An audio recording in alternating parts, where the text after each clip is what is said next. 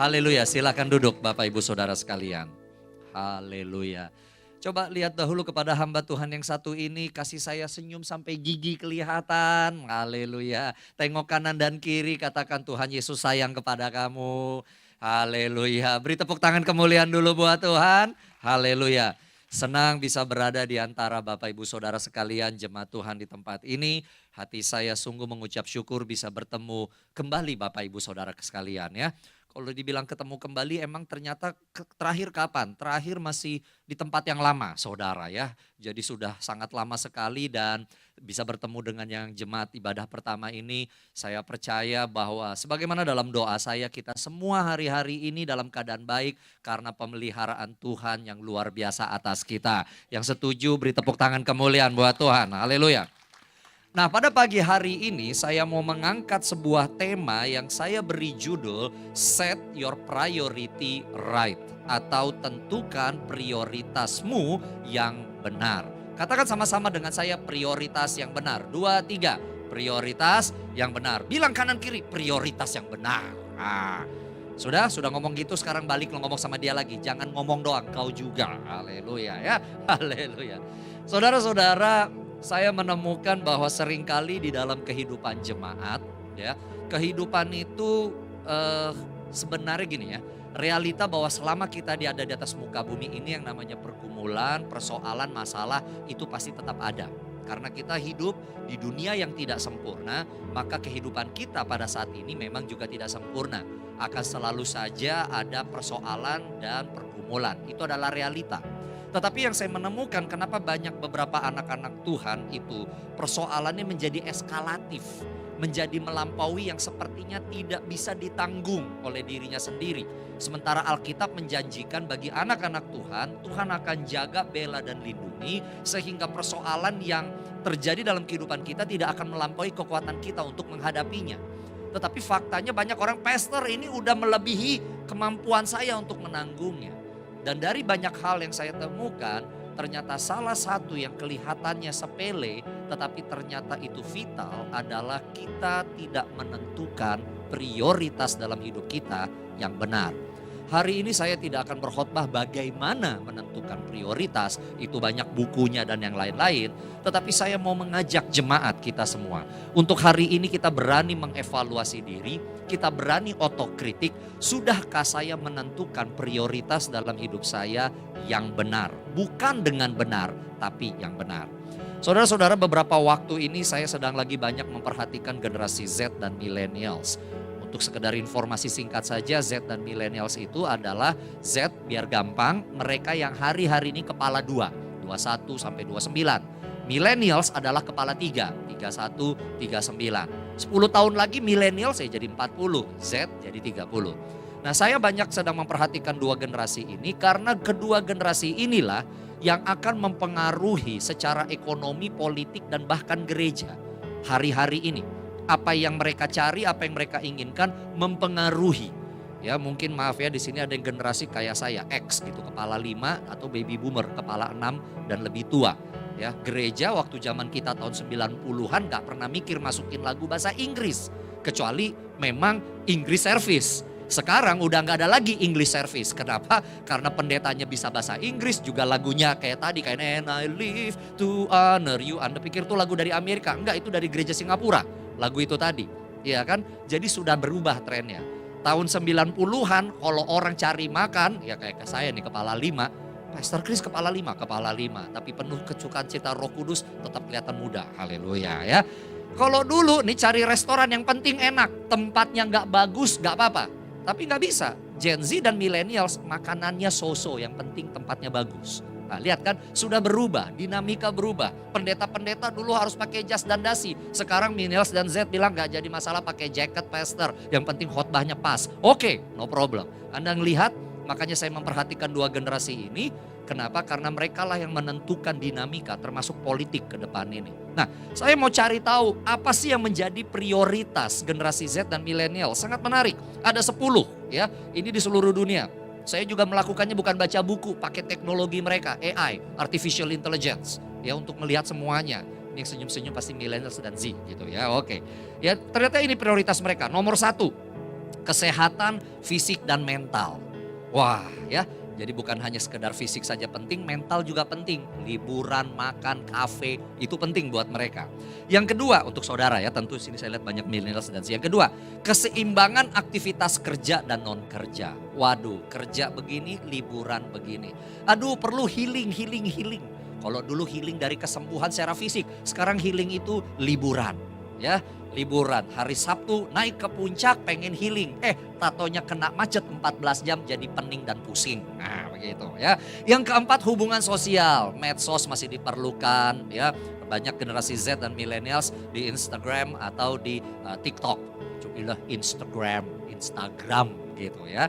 Jadi kalau kita bilang nih, maaf yang lebih tua, anak muda jangan main Facebook. Gak ada yang main di Facebook lagi. Udah gak ada ya, kecuali generasi yang lebih tua begitu ya. Yang keempat, kemapanan finansial. Penting bagi mereka punya keuangan. Kenapa? Mereka sedang berhadapan dengan para orang tua mereka yang sudah mulai menua. Kepala 6, kepala 7. Dan mohon maaf kepada opa dan oma yang hadir dalam ruangan ini. Kita gak jago ngatur keuangan. Ya, pendidikan keuangan kita rendah. Kita selalu kadang-kadang memandang produk keuangan tertentu dianggapnya menjadi judi. Ya, contoh saham, itu judi. Enggak, itu ada ilmunya. Sampai level doktoral juga ada. Ya kan? Tapi anak-anak ini sadar sekarang saya yang naik, tapi opa, oma, orang tua makin tua. Mereka lebih melek secara keuangan dibandingkan generasi yang lebih tua. Yang ketipu pinjol dan yang lain-lain itu pasti yang lebih tua. Biasanya yang lebih muda mereka langsung tahu ini hoax atau bukan, cepat. Karena generasi yang lahir dengan internet. Ya, bisa ketahuan yang sering posting ayat gambar di WAG keluarga pasti itu generasi yang lebih tua. Nah, ya kan? Yang muda-muda jarang. Nah, ya kan? Memang begitu, ya kan? Mereka respect aja, ya udahlah biarin aja ayat keluar tiap hari di WhatsApp keluarga, begitu ya. Oke, nilai-nilai etika dan moral mereka menjunjung hal ini. Mereka makanya gak heran Bapak Ibu Saudara memperhatikan pendeta pakai jam apa, mobilnya apa, itu mereka perhatiin. Kenapa? Karena terkaitannya kepada moral, begitu ya. Mereka nggak jadi masalah pendetanya pakai apa segala macam, tapi sesuai nggak hidupnya sesuai dengan yang diklaim. Yang keenam, masalah lingkungan hidup dan sosial, environment. Sadar nggak 1,5 tahun banyak sekali mobil listrik dan hybrid berkeliaran di mana-mana. Kenapa? Karena generasi Z dan millennials yang sekarang paling banyak beli mobil, mereka pemerhati terhadap lingkungan hidup. Lihat, mempengaruhi ekonomi. Ya, yang ketujuh, pendidikan. Ya, mereka menghargai pendidikan. Ini juga akan mempengaruhi gereja. Generasi millennials dan Z akan lebih senang mencari pengkhotbah yang pengajar, gitu ya istilahnya. Itu trennya kelihatan yang akan bisa mengeksposisi ayat secara dalam, begitu. Yang kedelapan, komunitas. Ya, nah makanya gabung ke Cool, gabung ke Komsel, gabung ke Family Cell, whatever the name, ya kan? Jangan cari komunitas yang toksik, cari komunitas yang penuh kasih Allah. Katakan amin. Yang kesembilan, spiritual tetapi bukan agama. Ini rada aneh. Yang kesepuluh, teknologi dan inovasi. Nah saudara-saudara, kenapa saya memberikan pendahuluan yang cukup panjang ini? Karena saya menemukan sekalipun semua ini baik dan tidak ada yang salah dari poin-poinnya, tetapi penempatannya menurut saya agak mengkhawatirkan. Kenapa? Dari sudut pandang kekristenan kita tahu segala sesuatu yang baik berasal dari Allah. Yang setuju katakan amin. Tetapi kalau Allah adalah sumber dari segala sesuatu yang baik, kenapa Tuhan justru di nomor 9? Katakanlah itu spiritual tapi bukan agama. Katakan Tuhanlah di situ. Katakanlah di situ, kita nggak usah Pak maksudnya apa, kita nggak fokus di sana. Tapi spiritual artinya ada faktor rohani, ada faktor Tuhan. Kenapa di nomor 9? Logikanya kalau saya mau dapatkan 1 sampai 10 dan sumbernya adalah Tuhan, Tuhan dong nomor 1. Kan begitu. Kalau seandainya saya pengen dapat gelar dan gelar itu dapatnya dari universitas, universitas dong nomor 1, bukan gelarnya itu sendiri. Nangkep ya Bapak Ibu Saudara. Nah saya lihat di sini kenapa Tuhan yang merupakan sumber kesehatan, kemampuan sosial, lalu apalagi kemampuan finansial, sumber etika, kenapa di nomor 9? Kenapa nggak di nomor 1? Ada suatu penempatan yang tidak tepat di dalam prioritas ini. Saudara-saudara, pada hari ini kita akan melihat ternyata persoalan penempatan prioritas yang benar ini sudah ada sejak zaman dahulu. Banyak sekali kita nggak sadar, entah tua atau muda, kita menempatkan prioritas tidak tepat. Dan itu membuat kehidupan menjadi tidak enak. Kita akan melihat dalam ayat Alkitab bagaimana Tuhan Yesus, berarti 2000-an tahun yang lalu, sedang berbicara dengan seorang muda yang ternyata prioritas hidupnya tidak tepat. Tuhan Yesus ajar supaya tepat, tapi pada akhirnya Tuhan tidak memaksa siapapun. Itu pilihan. Anak muda ini memilih untuk tidak mengikuti apa yang Yesus ajarkan, tetapi dia memilih prioritasnya sendiri. Kita akan lihat di dalam Matius 19 ayat 16 sampai 22. Anda silahkan membuka Alkitab kalau mau, tapi saya juga sudah siapkan di layar depan. Saya baca, mohon Bapak Ibu Saudara perhatikan. Ada seseorang datang kepada Yesus dan berkata, perhatikan ya, Guru, perbuatan baik apakah yang harus kuperbuat untuk memperoleh hidup yang kekal? Jawab Yesus, apakah sebabnya engkau bertanya kepadaku tentang apa yang baik?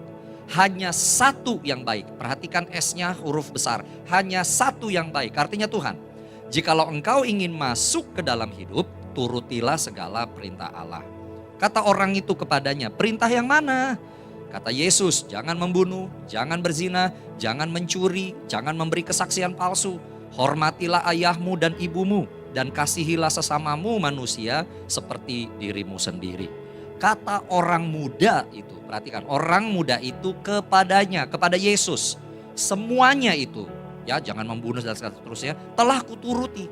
Apalagi yang masih kurang? Kata Yesus kepadanya, jikalau engkau hendak sempurna, pergilah, jualah apa yang kau miliki, dan berikanlah itu kepada orang-orang miskin, maka engkau akan memiliki harta di surga. Kemudian datanglah kemari setelah jual dan yang lain-lain itu, dan ikutlah aku. Mendengar perkataan itu, nasihat Tuhan Yesus itu, pergilah orang muda itu dengan sedih sebab banyak harta miliknya. Yang percaya firman Tuhan memberikan kekuatan, katakan amin. Katakan amin. Beri tepuk tangan kemuliaan dulu buat Tuhan. Haleluya. Saudara, sebelum lebih lanjut, saya mau meluruskan dulu pemahaman yang seringkali salah ketika orang mendengar ayat 21 dan 22. Tadi Yesus berkata kepada orang muda itu, jual seluruh hartamu, berikan pada orang miskin, setelah itu ikut aku. Ya, banyak orang salah mengartikan ayat ini seolah-olah satu, Yesus itu senang lihat kita miskin. No, itu salah. Yang kedua, seolah-olah kalau mau ikut Yesus memang harus miskin. Enggak demikian Bapak Ibu Saudara sekalian. Itu adalah pemahaman yang sangat dangkal berdasarkan dua ayat ini saja. Kita harus melihat apa sih yang Yesus maksudkan, apa sih yang Allah maksudkan. Saudara, kalau engkau lihat dari Kejadian sampai Wahyu, Allah tidak pernah ingin kita jadi miskin. Katakan amin. Allah memberikan kita hidup dan kita memiliki hidup itu di dalam segala kelimpahan. Katakan amin. Ini bukan teologi kemakmuran. Saya anti teologi kemakmuran. Saya juga anti teologi kemiskinan. Hati-hati. Kalau kita lihat justru Allah ingin memberkati kita luar biasa. Katakan amin. Kenapa? Karena akhir hidup kita, ini videonya yang ikut. Karena akhir hidup kita waktu kita akan memerintah bersama Dia, kita akan memerintah di dalam segala kekayaan. Ada mahkota di kepala kita. Anda lihat gak gedung pemerintahan di mana kita jadi raja dan ratu? Emas semuanya. Penuh dengan batu-batu berharga. Kita akan jadi raja dan ratu. Katakan raja dan ratu. Dan raja dan ratu artinya juga memerintah kekayaan. Makanya Tuhan berkati kita sekarang ini sebagai persiapan, training kita sanggup menjadi raja dan ratu yang bukan hanya memerintah orang dan malaikat, tetapi juga mengelola kekayaan. Katakan amin. Makanya Tuhan kasih berkat sama kita. Tuhan minta kita bekerja, menggandakan talenta, belajar dan yang lain-lain. Kalau kita mundur lagi ke bagian penciptaan, manusia dibilang begini, nih seluruh bumi, baca Kejadian 1, semuanya aku kasih kepadamu, kuasai dan kelola dengan baik. Jadi manusia pun waktu diciptakan bukan dalam keadaan miskin, justru sudah kaya raya. Seluruh bumi ini dikasih sama Tuhan. Tetapi pertanyaannya, kekayaan yang dikasih Tuhan itu dipergunakan sesuai dengan rencana Tuhan atau tidak? Sesuai dengan kehendaknya Tuhan atau tidak? Bumi dulu nih luar biasa Bapak Ibu Saudara, sorga dulu tuh bumi. Ya kan, ibu kotanya namanya Taman Eden. Tetapi karena manusia menolak caranya Tuhan, Taman Eden sekarang jadi Taman Edan. Nah itu dia. Ngerti ya saudara ya? Jadi Allah tidak pengen supaya kita menjadi miskin. Atau seolah-olah hanya miskin yang orang benar, kalau yang kaya pasti orang gak benar. Gak pernah kayak begitu di dalam Alkitab. No, perhatikan baik-baik ya. Tetapi yang Yesus sedang katakan di sini, kenapa dia lagi ngecek anak muda ini. Anak muda yang kaya raya ini di mana prioritasnya dia?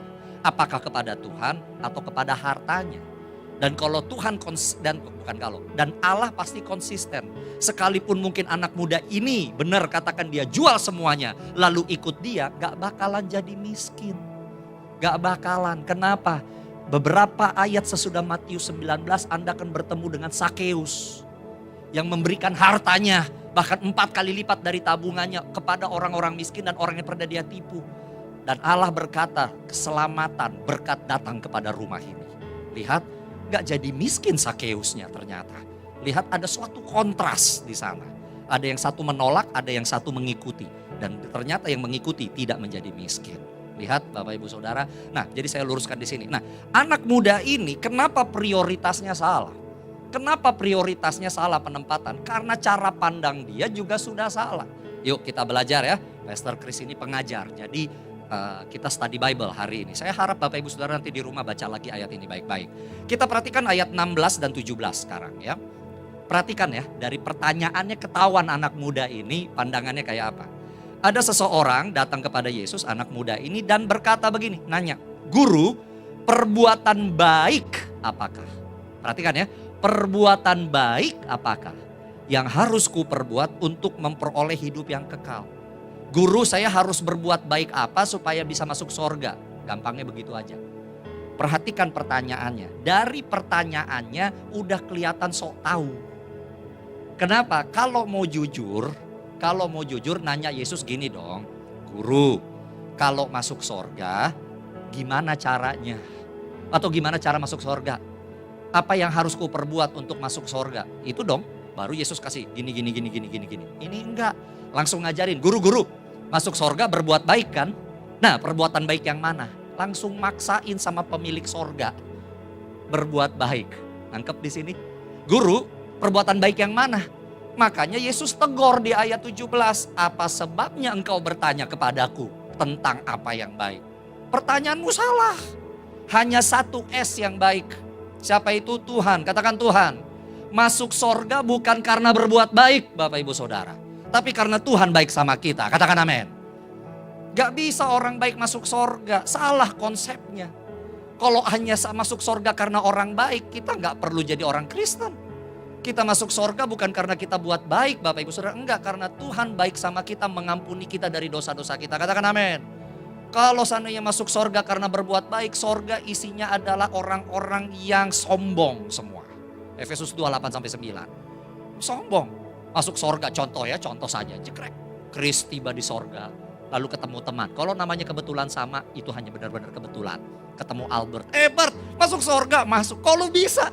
Lu dulu tuh kurang ajar waktu di SMP. Orang baik, Kris. Oh ya, kebaikan lu apa? 20 anak asuh. Wih, keren. Masuk lagi yang satu, James. James lu di sini. Waduh, lu mah ada kawin cerai 7 kali. Kok bisa masuk ke sorga? Lu punya anak berapa tadi? 20. Lu berapa, Kris? 10. Gua dong 20 universitas gratis. Datang lagi masuk yang lain gitu ya. Contoh saja namanya Henry. Hen, lu kok bisa masuk sini? Nih Instagram gua, lihat toh. Ada Instagram di sorga. Gua foto dengan pakai cek, menyumbang sekian M, menyumbang 10 M, menyumbang sekian M. Banyak banget tuh. Wih, sorga isinya jadi orang-orang yang sombong yang mengagungkan kebaikannya. Sementara kesombongan, Anda tahu, kita semua tahu di situ, itu bukanlah kebaikan. Alkitab ada malaikat sombong namanya Lucifer didepak keluar dari sorga. Bayangkan kalau seandainya karena kebaikan masuk sorga. Gak masuk akal. Sorga menjadi tempat yang tidak nyaman. Anda ngerti ya kenapa orang Kristen bilang orang baik gak masuk sorga? Karena come on, logis saja. Tapi apa isinya sorga? Bert lu di sini, Chris lu di sini. Bert lu kok bisa sini? Kita berdua kan kurang ajar waktu SMA. Kurang ajar banget. Tapi suatu hari gue sadar Yesus. Gue di ibadah lihat, aduh Yesus membasuh saya. Saya ini gak layak tapi masuk sini. Lu gimana Chris? Lu tahu gue kan? Iya. Gue datang tempo hari. Aduh Tuhan ampuni aku. Datang James. Lu kawin cerai 7 kali gimana? Iya gue tahu gue gak layak banget. Tapi suatu hari gue datang ke GBI GFC. Waduh gue ketemu Tuhan Yesus di sana. Gue sadar gue gak layak. Masih dapat kesempatan lagi menjadi gembala cool di sana. Datang lagi Henry, lu gimana? Gue gak layak. Yesus datang, wah datang ya. Nih terima mahkota. Kita lempar semua mahkota itu balik ke kakinya Yesus. Tahu kenapa? Karena sorga isinya adalah orang-orang yang tahu tidak layak. Tapi Tuhan baik dan melayakkan. Isinya adalah orang-orang yang menerima kebaikan dari Tuhan Yesus. Ngerti saudara? Lihat, please jangan salah ya. Ini di luar bahan saya nih.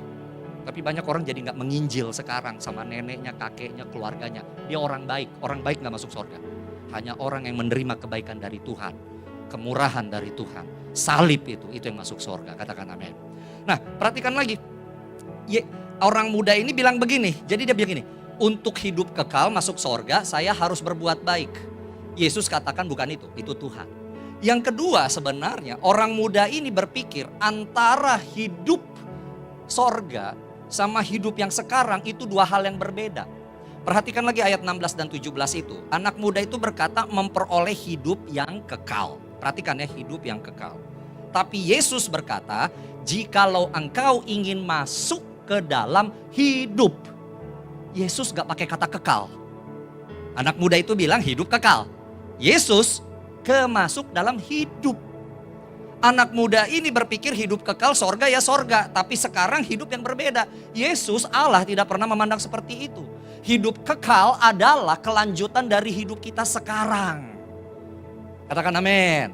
Badan ini memang akan hilang, akan mati. Jiwa dan roh tidak. Dan Allah mau supaya kita hidup selama-lamanya. Makanya kan dikasih tubuh kemuliaan, ganti tubuh yang ini supaya kita bisa selama-lamanya. Apa yang sudah kita lakukan sekarang dilanjutkan di kekekalan. Makanya dikatakan segala kebaikannya akan mengikuti sampai kekekalan. Allah tidak pernah membedakan sorga is sorga, hidup is hidup. Tapi seringkali ya kita anak-anak Tuhan kita membedakan begitu bukan? Udah deh jangan bawa-bawa sorga ke kantor, beda.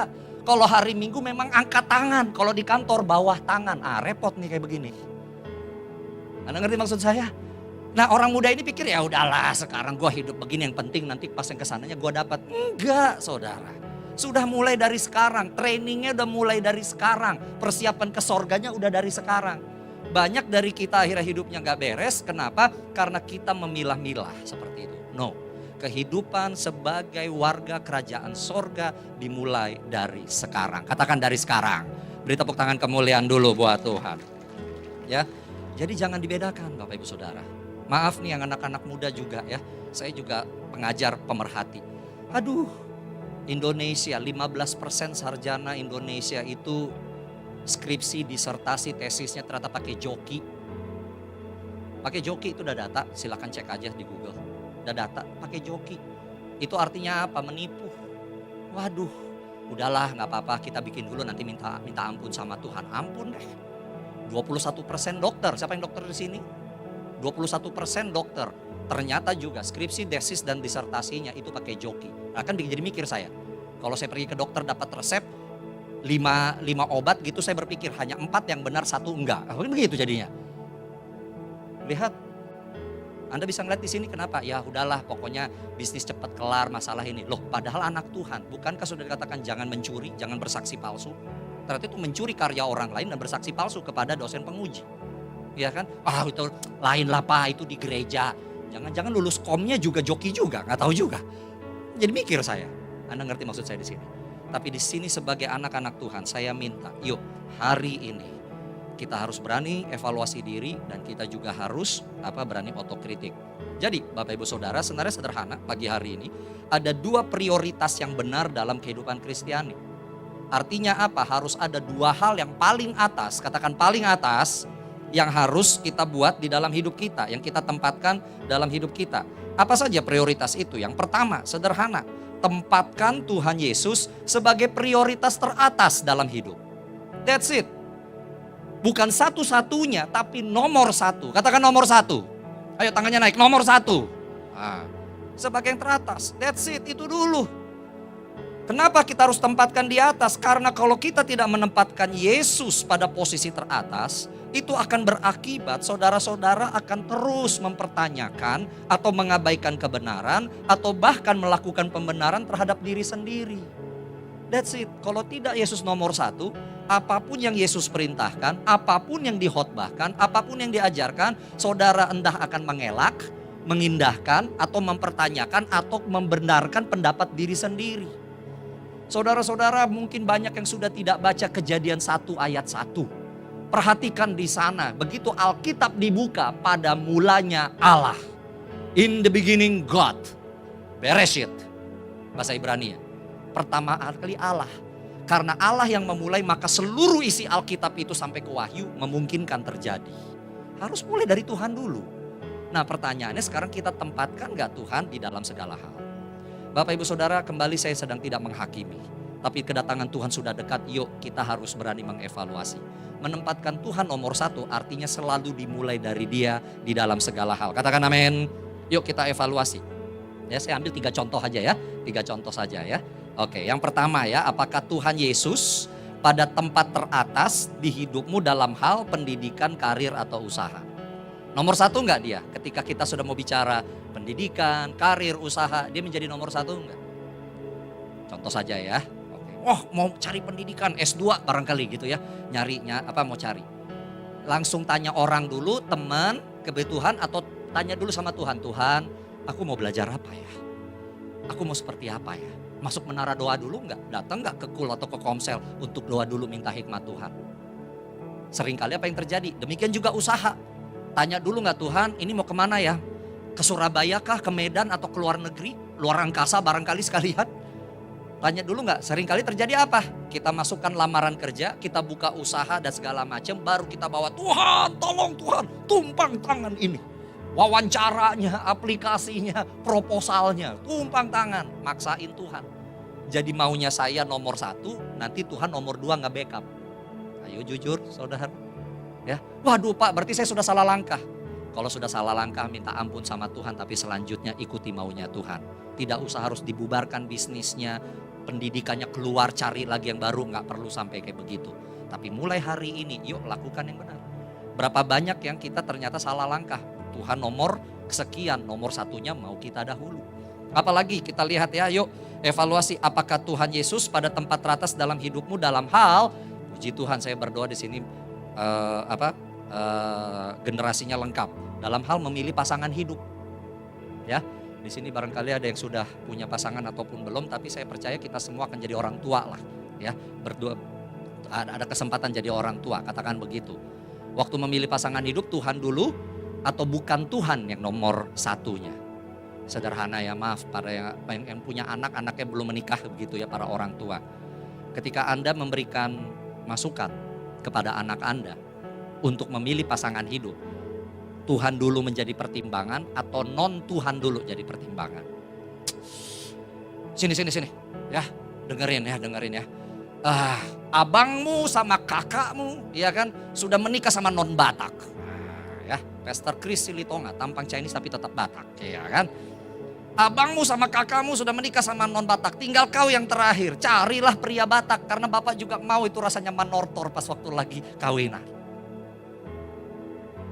Dengar ya, lu punya koko sama lu punya cici udah married sama pribumi, lu tinggal perempuan terakhir di keluarga ini. Ini kisah nyata istri saya. Nah, lu cari dong laki gitu yang Chinese, lu punya koko, lu punya cici, udah married sama non Chinese, lu tinggal yang terakhir, cari dong yang Chinese, dapatnya pribumi tampang Chinese, haleluya, udah gitu aja. Itu terjadi, ngerti? Ketika memilih pasangan hidup, kenapa kita menggunakan standarnya dunia? Kenapa kita nggak bilang begini, gua nggak peduli dia orang apa, yang penting anak Tuhan dan bukan anak hantu. Rajin ibadah di gereja, senang baca Alkitab, baptis selam, penuh dengan Roh Kudus dengan tanda awal berbahasa roh. Dia lebih cinta Tuhan Yesus daripada elu.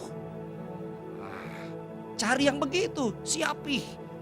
Kenapa kita mulainya akhirnya adat dan yang lain-lain? Emang adat dibawa ke sorga? Bukan saya anti adat, saya tetap pasti masih Silitonga.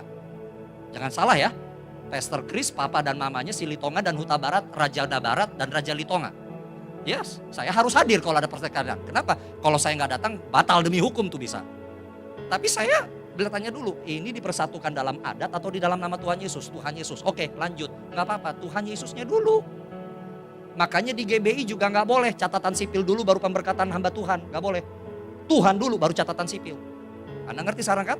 Tuhan dulu yang ini. Sekarang pasangan hidup gimana kita? Anda ngerti maksud saya di sini? Yuk kita jujur. Wah amin ya, jadi dapat. Haleluya.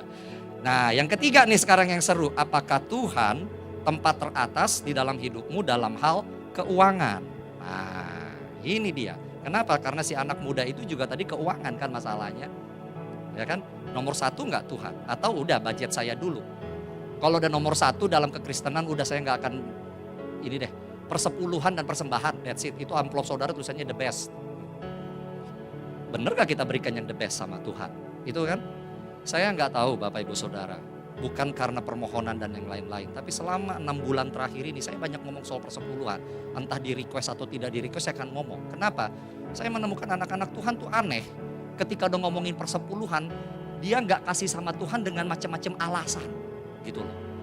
Saya mau kasih ke rumah lain. Lah rumahmu di mana? Gitu aja. Oh saya peduli sama tetangga saya gitu contohnya ya. Tetangganya miskin. Lalu Anda kasih dulu uang Anda kepada tetangga yang miskin, tapi kepada istri dan anakmu yang kedua dan yang ketiga. Kan gak mungkin, gak masuk akal. Semiskin-miskinnya tetanggamu, tetap rumahmu dulu dong yang kau berikan. Sama juga prinsipnya di dalam bergereja. Ya kalau gerejamu dulu. Dan yang paling aneh penentang, ini online gak? Sekalian kan ya udah, ini jangan di-cut ya, masukin ya. Jangan di-cut. Semua yang di online ngomong kalau saya kasih persepuluhan, istri sakit, anak gak sekolah, bisnis rontok. Come on. Get real, masa sih gara-gara kasih persepuluhan sama Tuhan, istri sakit, anak gak sekolah, bisnis rontok, gara-gara 10%. Hati-hati. Hati-hati dengan narasi ini. Artinya istri sakit, anak gak sekolah, bisnis rontok, gara-gara Tuhan ambil 10%. Nyalahin Tuhan. Masuk akal gak argumentasi itu? Gak masuk akal. Dan lagi pula kalau kasih sama Tuhan, lu kan masih punya 90%. Tapi nggak cukup Pak, bukan masalah nggak cukup. Cara ngatur keuangannya benar atau enggak. Itu dong masa gara-gara 90% kurang 10 jadi nggak bisa ngatur duit. Nggak masuk akal. Katakanlah Anda tidak memberikan persepuluhan sama Tuhan, Anda punya 100%. Lalu ada hujan badai di Jakarta, genteng roboh. Ya, dan ternyata untuk memperbaikinya 10% dari tabungan Anda atau pendapatan Anda. Lalu Anda bilang, wah meralat deh kita deh. Gara-gara 10% dipakai untuk atap. Kan enggak kan? Gak jadi masalah Anda perbaiki atap 10%. Gak otomatis jadi semuanya pada miskin begitu. Enggak kan? Ngerti Bapak Ibu Saudara? Gak masuk akal. Dan yang kedua, banyak yang berdebat sama saya gini. Pastor, jadi mana yang penting? Tuhan atau keluarga? Gimana? Tuhan atau keluarga? Gimana? Jadi lu tempatin Tuhan sama keluarga setara. Harus milih gitu. Apa bedanya kita dengan yang masih mengagungkan keluarga? Bukankah kita seharusnya menyembah Tuhan? Kalau kita bilang pilih Tuhan atau keluarga, artinya kita menempatkan keluarga kita setara dengan Tuhan. Apakah itu iman kekristenan? No, tempatkan Tuhan nomor 1, keluarga dan seterusnya di nomor 2 dan selanjutnya. Tapi narasi yang hari ini saya mengecam adalah seolah-olah kita harus memilih. Bahwa mana yang paling penting dalam hidup? Keluarga. No, Tuhan. Tuhan tetap nomor 1. Dan ketika Tuhan ditinggikan, seluruh berkat yang lainnya akan kita terima. Katakan amin. Beri tepuk tangan kemuliaan dulu buat Tuhan. Ya, kadang-kadang narasi ini ya, please anak-anak muda juga di sini ya. Ya, pelajari Alkitab. Jangan dengerin TikTok Bible of Institute of Bible begitu ya. Orang Yahudi tidak lagi memberikan persepuluhan. Orang Yahudi yang mana? Itu orang Yahudi aliran keras yang masih menunggu bait Allah. Tapi ada banyak orang Yahudi yang kasih di sinagoga. Oh, Taurat sudah dibatalkan. Yes, tapi persepuluhan itu di Kejadian. Abraham memberikan kepada Imam Melkisedek, bukan waktu di Sinai Musa terima Taurat. Artinya apa? Seandainya pun Taurat batal, persepuluhan tetap jalan karena dia bukan bagian dari Taurat. Di Perjanjian Baru gak ada mengenai persepuluhan. Yesus bilang dari selasih pun harus dihitung. Yesus, baca aja di Matius. Paulus ngomong di Ibrani, Yesus adalah imam menurut aturan Melkisedek. Itu Kejadian, Yesus imam Melkisedek. Apa sih ciri khas umum Melkisedek? Dia terima sepuluhan dari Abraham. Artinya apa? Paulus katakan masih berlaku ya. Come on. Ya, generasi muda terutama di sini. Ya, gak usah ngikutin ini ngomong-ngomong itu. Lihat lagi balik ke Alkitab. Gitu aja, that's it.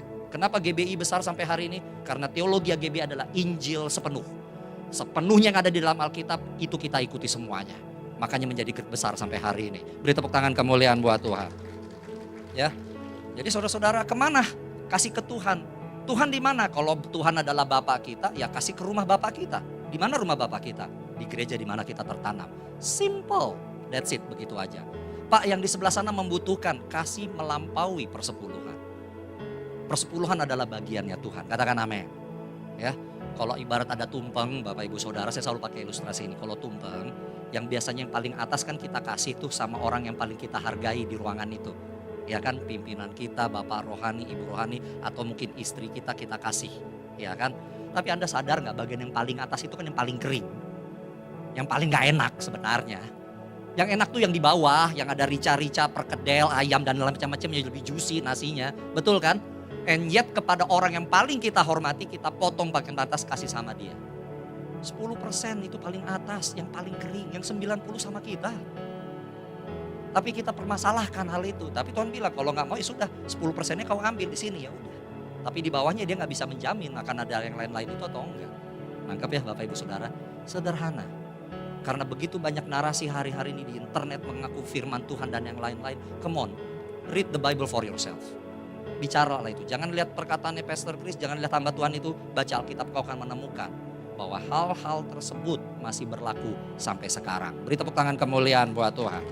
Haleluya. Yang kedua, dan cepat saja, artinya begini Bapak Ibu Saudara. Apa yang kedua setelah Tuhan? Ya, kita harus hidup sesuai firman Tuhan. Katakan firman Tuhan. Karena Tuhan sudah nomor satu, maka konsekuensi logisnya ya kita akan hidup sesuai firman Tuhan. Kita akan gak mau baca Alkitab, kita akan susah dibilangin A, I, U, E, O. Kenapa? Kalau bukan Tuhan nomor satu.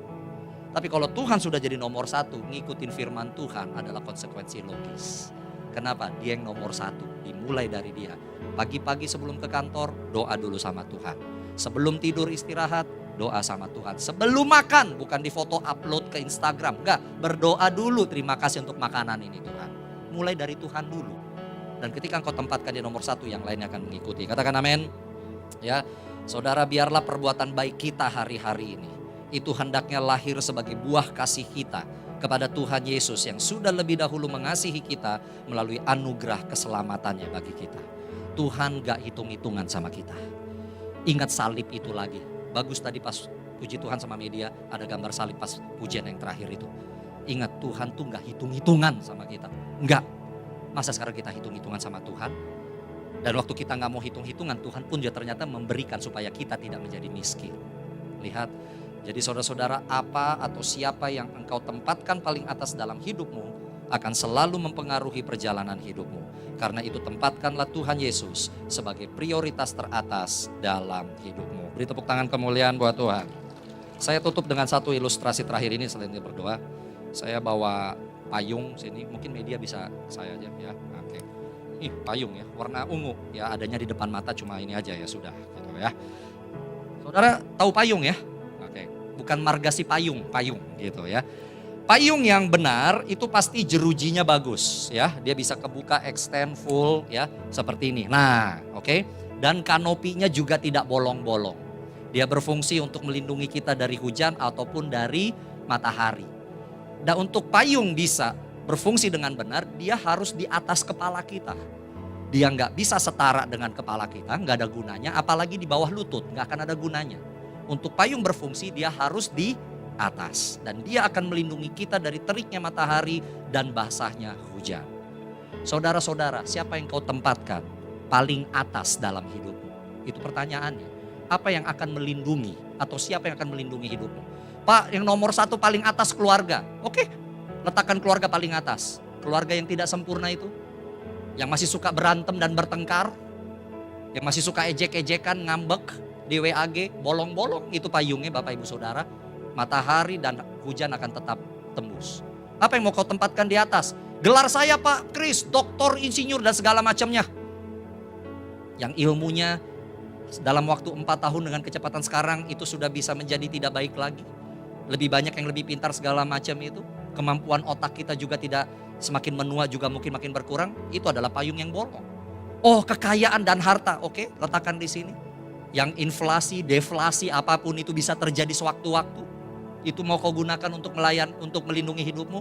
No, semuanya tidak sempurna. Tapi ketika engkau tempatkan Yesus yang sempurna itu di tempat yang paling atas, maka segala sesuatu di bawah ini yang tidak sempurna, Allah akan bela, jaga, lindungi, rawat, mendatangkan kebaikan bagi engkau yang mengasihi dan menempatkan Yesus pada nomor 1. Beri tepuk tangan kemuliaan buat Tuhan. Mari kita bangkit berdiri, para imam bolehkah kembali ke atas. Oh, ralabasyaka.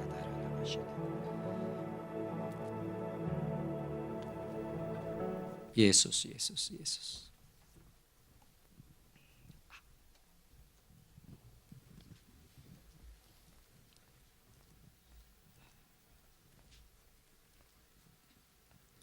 Terima kasih Tuhan Yesus.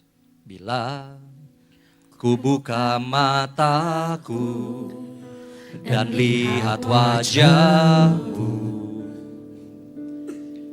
ku terkagum.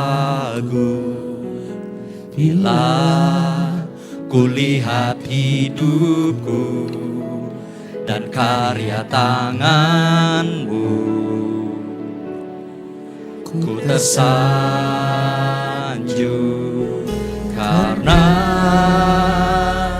semua yang baik dalam hidupku, itulah karya-Mu. Kau beri kesempatan yang baru dan ku ingin mengenal-Mu Tuhan lebih dalam dari semua yang ku kenal. Tiada kasih yang melebihi-Mu, ku ada untuk menjadi penyembah-Mu, dan ku ingin mengenal-Mu Tuhan lebih dalam dari semua yang ku kenal. Tiada kasih yang melebihi-Mu, ku ada untuk menjadi penyembah-Mu. Karena semua yang baik dalam hidupku, oh Yesus, Yesus, itulah karya-Mu. Kau beri kesempatan yang baru, angkat tanganmu, dan ku ingin mengenal-Mu Tuhan lebih dalam dari semua yang ku kenal. Tiada kasih yang melebihi-Mu, ku ada untuk menjadi penyembah-Mu. Sembah Tuhan,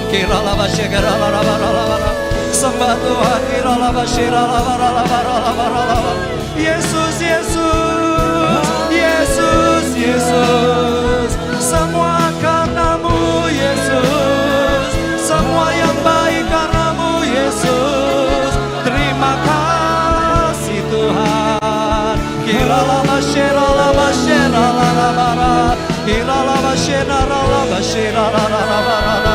Semua karena Engkau, semua karena Engkau. Segala kebaikan yang ada dalam kehidupan kami, berkat, kelimpahan, kesehatan, keluarga, karir, semua karena Engkau. Yesus, Yesus, Yesus. Oh,